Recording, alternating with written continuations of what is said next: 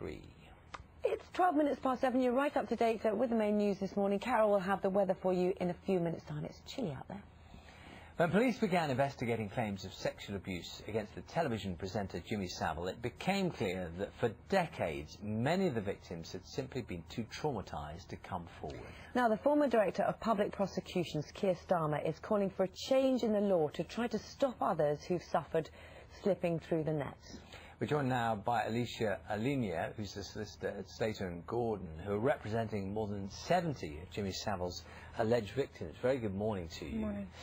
This call to make it mandatory for professionals, we're talking about teachers, social workers, people who might have come in contact with children who've heard these stories. Do you think this would have an impact? Well, this is part of a campaign that we've been working on for a number of months since the Savile scandal broke.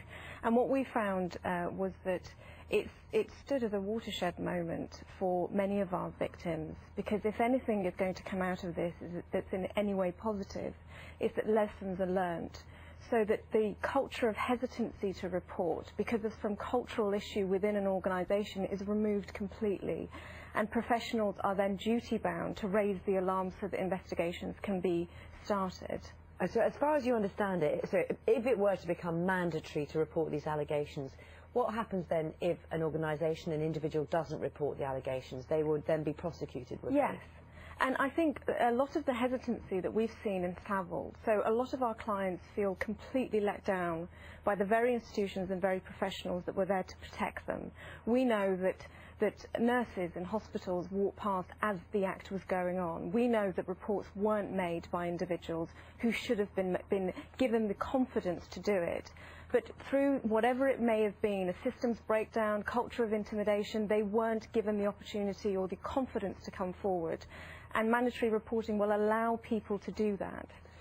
There obviously is a sliding scale here. I mean, you described there a scene of someone witnessing something. There is another level, isn't there, where someone might hear something. Yes. There might be a rumour of something. They might be within a big organisation and they've heard someone else saying something. Yes. Now, where does that duty of reporting to police end? At what point are you culpable for not saying what you'd heard? Well, we're not talking about culture of whispers and allegations made that may not have any substantiation behind it. What Keir Starmer is saying is that there needs to be an overhaul of a system that may not be working. So we know that since Savile broke, a number of non-Savile victims, completely unrelated, have had the confidence to come forward.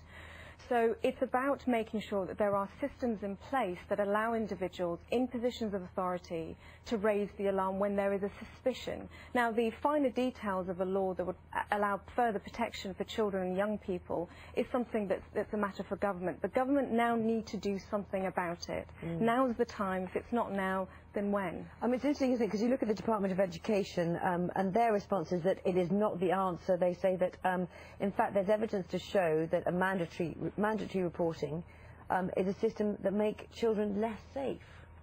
Well, I don't know what basis the government is coming out with that, what the Department of Education know. What we know from Keir Starmer's observations and experience in looking at the other countries who do have it, for example in Australia, that is a system that works. So let's try it. Why not now?